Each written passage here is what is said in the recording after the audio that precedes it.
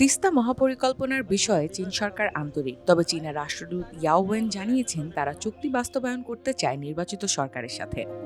রোববার রাতে রংপুর মহানগরীর গ্র্যান্ড প্যালেস হোটেলে চীনা রাষ্ট্রদূতের সাথে বৈঠক শেষে একথা জানান বিএনপি জামাত ও তিস্তা বাঁচাও নদী বাঁচাও সংগ্রাম পরিষদের নেতৃবৃন্দ। বৈঠকে বিএনপি চেয়ারপারসনের আন্তর্জাতিক সম্পর্ক বিষয়ক উপদেষ্টা তাসবিরুল ইসলামের নেতৃত্বে ৮ সদস্যের প্রতিনিধি দল অংশ নেয়। অন্যদিকে জামায়াতের কেন্দ্রীয় সদস্য মাহবুবুর রহমান বেলালের নেতৃত্বে অংশ নেয় ১০ সদস্যের প্রতিনিধি দল। এরপর বৈঠক করেন তিস্তা বাঁচাও নদী বাঁচাও সংগ্রাম পরিষদের সভাপতি নজরুল ইসলাম হাক্কানী ও সাধারণ সম্পাদক সফিয়ার রহমানের নেতৃত্বে একটি দল। উনি বললেন আশাবাদী এটা হবে।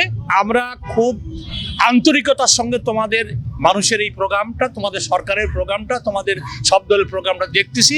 আমরা হোপফুল এটা আমরা তাড়াতাড়ি রিজাইন করব, আমরা এটা তাড়াতাড়ি এটা সাইন করার জন্য ব্যবস্থা নেব।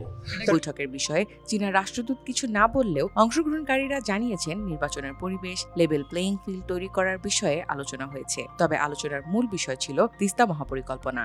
এ ব্যাপারে জামাত ও নদী আন্দোলনের নেতারা জানিয়েছেন চীনা রাষ্ট্রদূত তাদের কাছে বলেছেন চীন সরকার এই বিষয়ে আন্তরিক। এখানে নির্বাচনী পরিবেশ কেমন, আমরা নির্বাচনে হবে এটা কতটুকু আস্থাবান, আমরা আমাদের কথা বলেছি যে আমরা জাতি চাচ্ছে নির্বাচন যেন হয়, নির্বাচন দ্য অনলি সলিউশন, একটা গণতান্ত্রিক কাঠামো আমাদের যেতে হবে, সরকার করতে হবে। আমরা দৃঢ়ভাবে আশাবাদী জামাত যে নির্বাচন হবে এবং হতেই হবে, এতে আমরা কাজ করছি। এটা রিপোর্ট দিলাম আমরা। লেভেল প্লেইং ফিল্ড কোনো কোনো ক্ষেত্রে ব্যাহত হচ্ছে, এটা আমরা ইনফর্ম করলাম।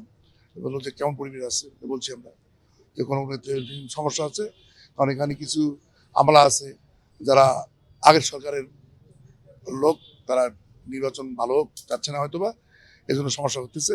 আবার কিছু একটা বিশেষ দলের পক্ষেও কেউ কেউ রোল প্লে করতেছে, যারা লেভেল প্লেইং ফিল্ড নষ্ট করতেছে বা নষ্ট হচ্ছে, এটা হওয়া দরকার।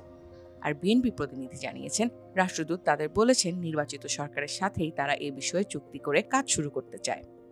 যে এত বড় একটা প্রজেক্ট করতে গেলে তো পলিটিক্যাল উইল দরকার। নেক্সট গভর্নমেন্টের কি এরকম ইচ্ছা আছে কিনা, বা তারা এটার জন্য ওই রকম এফোর্টস দিবে কিনা। বাট এই প্রজেক্ট এখনো চাইনিজরা ইন্টারেস্টেড।